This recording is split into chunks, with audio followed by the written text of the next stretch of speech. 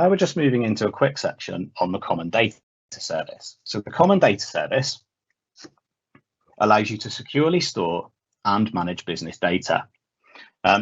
These things sit in what are known as entities, which are similar to database tables.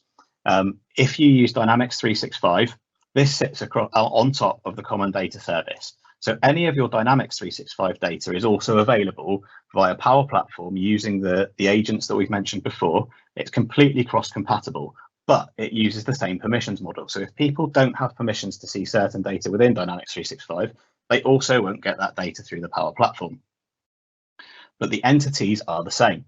So if you've got a user entity in Dynamics, you can reuse that user identity within the Power Platform. You can extend that to store extra data, which again, if you use that in Dynamics, that can be brought out into the Common Data Service and through the Power Platform. And if you add stuff through the Power Platform, which would then be useful in Dynamics, you can bring that back into the user profile objects. And you can also synchronize data into the Common Data Service from other applications. So it makes it a really powerful tool. You can start to store all of your data in one place and get kind of a single view of your customer or your processes. And you can again use that to sit reports on top of.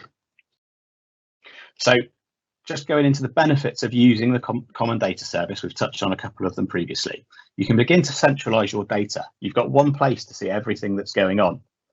You can start to use that to bring in third-party application data, and it's done securely, it's stored securely, and you can keep your permissions model on top of it. You can start to extend and enhance business data. So some systems might bring in some information and it allows you to analyze that, and then you can create extra functionality using the Power Platform to extend that data and make sure that you're getting the full picture of what's going on. You can enable better reporting and intelligence, start to identify those trends and those pieces of data that you require, start to understand and create dashboards to highlight to people within the organization where potentially there are weaknesses in certain processes and where improvements can be made. And then you can enable future AI projects. So with the AI Builder, which is being developed and is progressing all the time, the AI Builder can start to identify those trends for you and highlight things which might occur in the future so that you can proactively monitor your data and start to work on those things.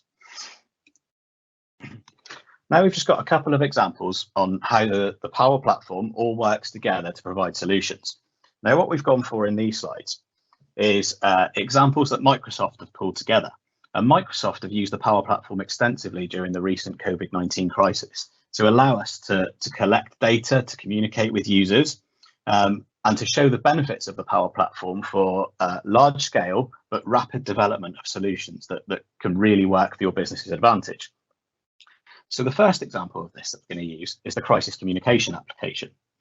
So this uses SharePoint lists for storage. So this isn't going into the Common Data Service at the moment, but it does integrate into Teams. So you can deploy the application into your Teams environment and people can report what they're doing, how they're working, where they are. And you can also allow for news and important information to be communicated through the application. It also includes an FAQ section and requests for assistance. So just over the next couple of slides, we're just going to look at a couple of the different ways of presenting this application to users and showing some of the things that it can do. So the first one is kind of the user experience through a mobile phone. So the communications application allows people to share their status, which is shown on the following screenshots. So they can click the button at the top, they can say where they're going to be, and they can say what dates they're going to be there. So for these people, they're working from home over a number of days, and they can decide who they want to share that status with. On the back end of this, even if they don't share that status with people, it goes into a SharePoint list and there's a reporting dashboard off the back of it. So management can go in at any time and see where people are working and how they're getting on. It also allows, as you can see in the screenshot on the left, for people to make requests, which is kind of a questions and answers session. It allows you to publish emergency contacts if people need to get in touch with someone where they can go. You can share company news. It can pull in feeds from world news to keep people up to date. And then there are a couple other options just for people to get helpful resources as and when they need them. This same application with exactly the same content can also be published through Teams. So when people are working, they don't need to be on their mobile phone, but giving them those options to share their status through different methods makes it a lot easier for people to give you the information you need when you're trying to manage your business and your workforce. So as you can see, this application has been published through Teams, and this gives the users the ability to do exactly the same things, fill out exactly the same forms, just in a completely different format, so that it makes it easier for people from anywhere to share that information that you require. Now that things are starting to return almost to normal here in the UK, there's a lot of locations that are starting to open up again. So there's another Power Platform solution for that scenario.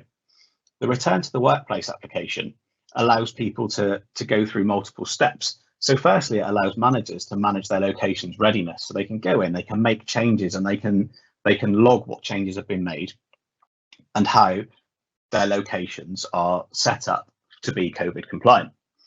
For the employees on this side of things, they can use a self-service option. So what they can do is they can see whether their local office is going to be open. They can register that they would like to attend on a certain day, and they can go through a health and safety checklist to make sure that they should be in the office. And if not, then they can be notified that they won't be allowed in.